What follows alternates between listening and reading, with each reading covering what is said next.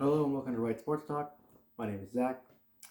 With week 5 of the UFL season officially in the books, we are now officially halfway through the UFL season. Week 5 in my predictions, I went 3-1, giving me an overall record of 14-6 so far this season. So let's get into my picks for week 6. Week 6 kicks off Saturday, May 4th. The first game is between the Birmingham Stallions, who are 5-0, taking on the Memphis Showboats, who are 1-5. Birmingham is coming off a victory in week 5 over the Houston Roughnecks. Birmingham has the most balanced offense. They have the number 2 passing offense in the UFL, led by both Matt Corral and Adrian Martinez. Both quarterbacks have gotten starts throughout the season, and both have looked very good. Adrian Martinez has looked better than Matt Corral in terms of running, in terms of rushing the football, in terms of running with the ball, and has helped contribute to um, Birmingham also having the number 1 rush offense in the UFL. He is actually their leading rusher. He's currently the leading rusher in all of the UFL. Um, Other contributors in the rush offense for the Birmingham Stallions are Ricky Pearson and CJ Maribel. I believe Pearson now leads the league in rushing touchdowns. They've finally overtaken EJ Perry after he has uh, been injured, or after he got injured and did not play this week. So Birmingham, very talented, very balanced offense, both passing and rushing. They've looked very good thus far. And they actually have the number 1 defense currently in points allowed in the league. So very good team. Um, Very easy to see why they're undefeated, and you know, they could very well be on their way to winning another championship. Um, Moving on, the Memphis Showboats lost to the Michigan Panthers in Week 5. Memphis this week started Troy Williams instead of Case Cookus. Troy Williams at quarterback. Troy Williams did look very good this week. He was spreading the ball around to a few different receivers. He looked very good in the passing game, but he did have a few turnovers, which ultimately led to what cost them the game. Against Michigan, Memphis had few too many turnovers, and you lose the turnover battle, more than likely you're going to lose the entire game.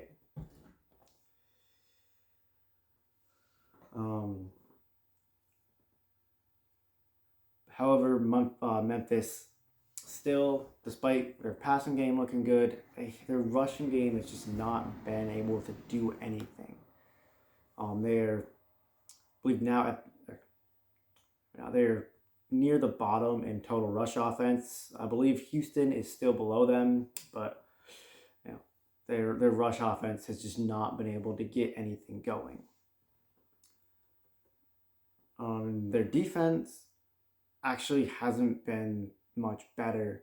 Their defense is last in points allowed. The thing that had kind of been keeping them in games and what allowed them to win their first game of the season was the fact that they were winning the turnover battle, and that did not happen against Michigan. It's something I thought could have happened. I thought going into week 5, maybe Memphis could have been able to get some key takeaways and win the game. That did not happen. Their defense wound up giving up 35 points. They now have given up the most points in the league this year. Memphis has just not looked all that great. So going into my pick for this game, it's the Birmingham Stallions. Even if they weren't playing the Memphis Showboats, who I think are towards the bottom of the league, I would pick Birmingham just because until somebody can show they can beat Birmingham, I'm going to keep picking them. But this one is a fairly easy pick for me. I don't think Memphis really has much of a chance with how lackluster their offense has been, especially in the run game, and how many points their defense is allowing. I think that Birmingham is going to be able to score points pretty easily and hold Memphis to very few points in this game. Moving on to the next game on Saturday, you have the Houston Roughnecks, who are 1-4, taking on the St. Louis Battlehawks, who are 4-1. In Week 5, Houston lost to the Birmingham Stallions. Houston's offense has actually been pretty decent passing. They're fifth in passing yards per game, and their quarterback Reed Sinnett is fourth in passing yards, and he wasn't even their starter to begin the season. Their starter got injured a couple games in. He got injured, I believe, partway through the second game, and Reed Sinnett has taken over since then and has looked very good. He has turned the ball over a little bit, which has kind of contributed to them not getting wins, or only getting one win, and so he's looked very good. If he could, maybe throw a few less interceptions, he would look even better. But their problem on their offense has been their running game. Their rushing game, they're last in the league in rushing yards and rushing yards per game. It's the second week in a row they've had running back Mark Thompson back, who was the USFL Player of the Year last year. I think they need to try and get him involved more. In the past 2 games that he's been healthy, he's only gotten the ball 13 times. Again, against Birmingham, they got down early, so they weren't really able to run the ball. I think if they can start off with running the football and get him the ball and get him going, then maybe that's what they need. That's what they could need to get this rushing attack finally clicking. Their defense has been decent, been about middle of the pack. They're 5th in points allowed and 4th in total yards allowed. So the defense is, not been bad. It's just their offense's inability to score points, because their offense is very close to the bottom in points per game. So they're not scoring a whole lot of points. Not able to rush the ball very well. Their defense is doing, really the best they can. But their offense has just had this inability to score points, which has cost them games. Moving on, the St. Louis Battlehawks. In Week 5, they beat the DC Defenders. St. Louis has a very high-powered offense led by A.J. McCarron, who is 2nd in the league in passing yards right now. And actually, his number 1 receiver, Hakeem Butler, is 1st in receiving yards. They also have a few other very talented receivers around them. They've got Marcel Aitman, who has looked very good and has, I believe, 3 receiving touchdowns, as does Hakeem Butler. They also have Ja'Cour Pearson, who has been back. This was his 2nd game back after coming back from injury, and he's looked good in the past couple games, slowly working him into the offense. And he missed this week against the DC Defenders, but they have Darius Shepard, who, in addition to being a very good receiver, is a very good special teams return player for them. So they kind of have guys that can make plays all over the field in the receiving game. And they also have a very good running back, Jacob Sailors, who is currently 3rd in the league in rushing yards. So it's a very good offense. Not quite as well-rounded as the Memphis Showboats. I think they do rely more on their passing game than they do on their running game, but still very good offense, very high-powered offense. And their defense is also pretty good. Middle of the pack in points allowed. They're number 4 in points allowed, but they actually are number 1 in yards allowed.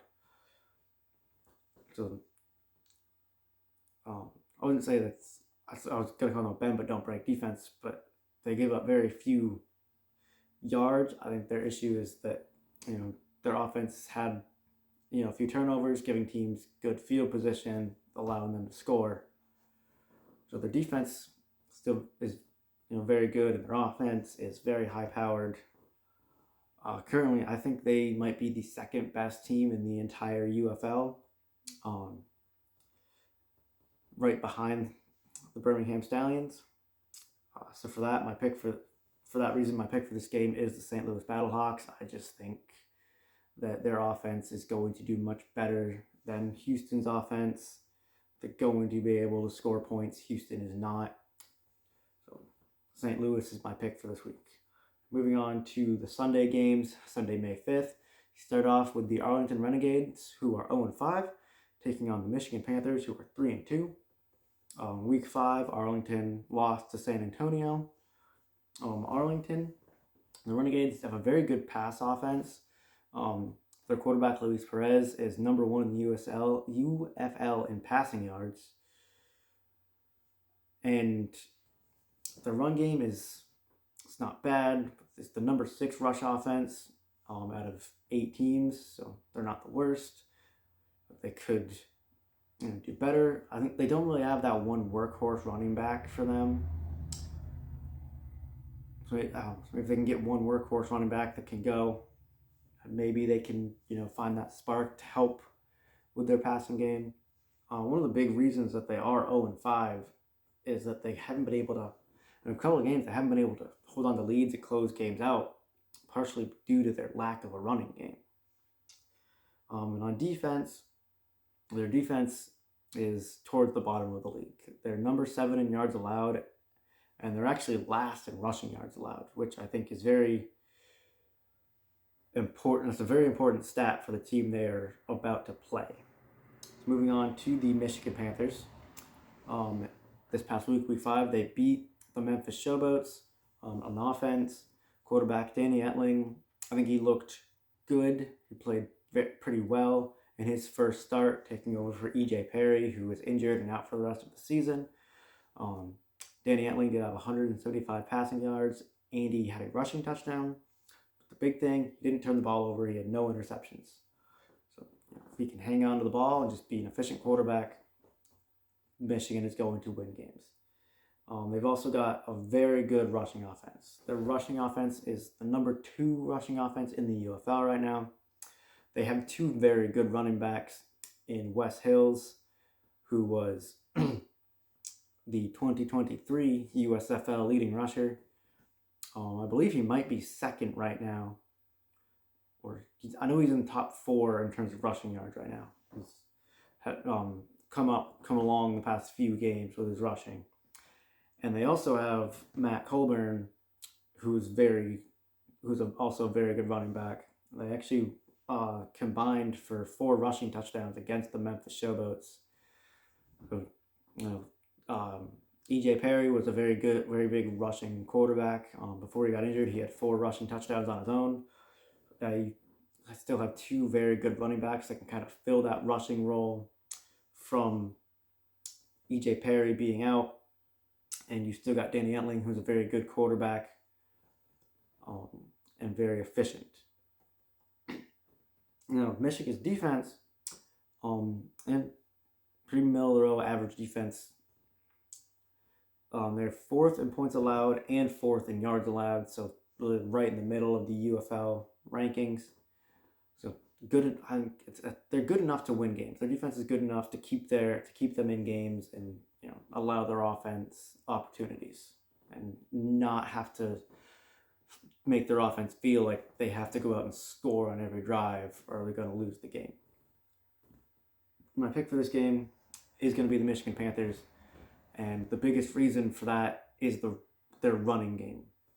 I think going up against the Arlington Renegades, who have the worst rushing defense in the league, I think the Michigan Panthers will be able to get the running game going early, and Arlington's not going to be able to shut it down. So Michigan is going to be able to run all over that defense, and that'll be probably the biggest impact for their offense is their 2 running backs, and maybe their quarterback using his sneaky athleticism. Although Danny Etling appears to be less of a runner than E.J. Perry was. Moving on to the final game of the weekend for week 6, you have also on that Sunday the San Antonio Brahmas, who are 4-1, taking on the DC Defenders, who are 2-3. San Antonio in week 5 beat the Arlington Renegades. San Antonio's offense quarterback Quentin Dormady,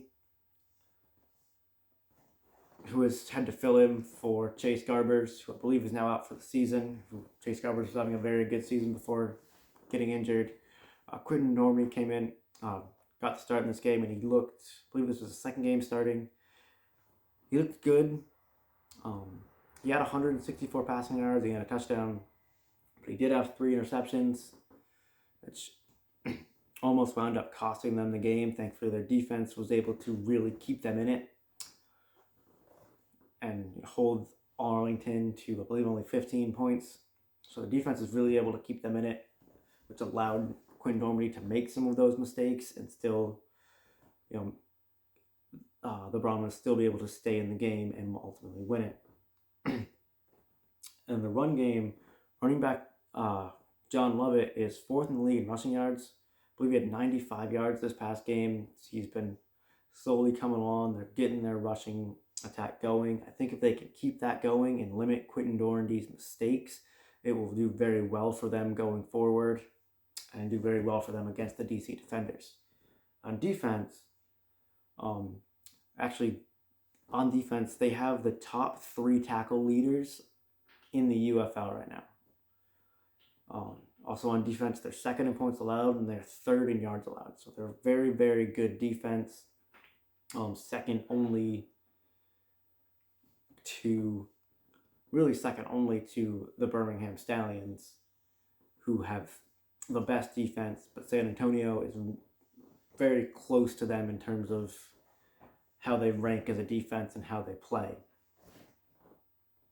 The DC Defenders, in Week 5, they lost to the St. Louis Battlehawks.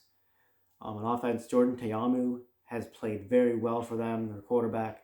He is 3rd in the league in passing yards, and their offense is 5th in rushing yards, with running back Cameron Harris really coming along the past few games and kind of getting better as the season's gone on.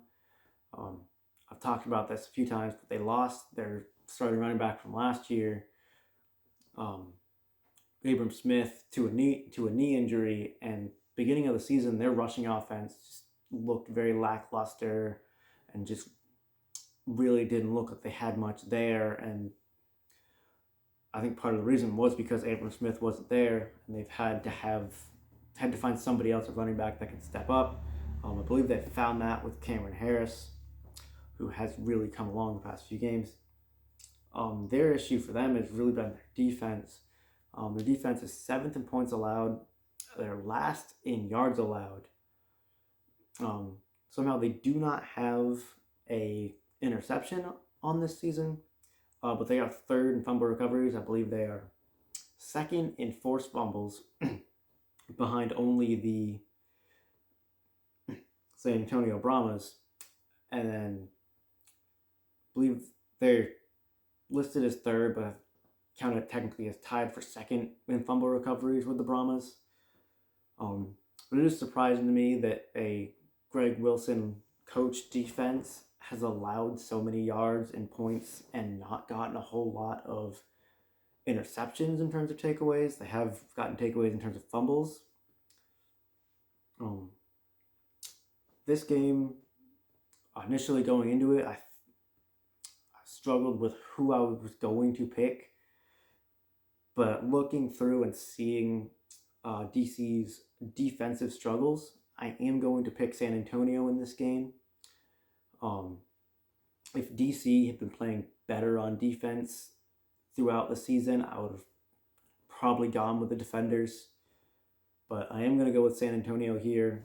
I think as long as Quentin Dormady can limit his mistakes and just play efficient football and get the ball to John Lovett and get that run game going, and their defense is going to keep them in this game and hold the Defenders probably to not a whole lot of points, and that Defender defense is going to break at some point. I think San Antonio gets the win. Let me know what you guys think in the comments below. How you think the UFL season is going. Who you think is going to win this week. If who you think is going to win it all. Right now, I think it is a toss-up between the Birmingham Stallions and the St. Louis Battlehawks. Let me know what you guys think in the comments. Don't forget to like and subscribe. Until next time, see ya.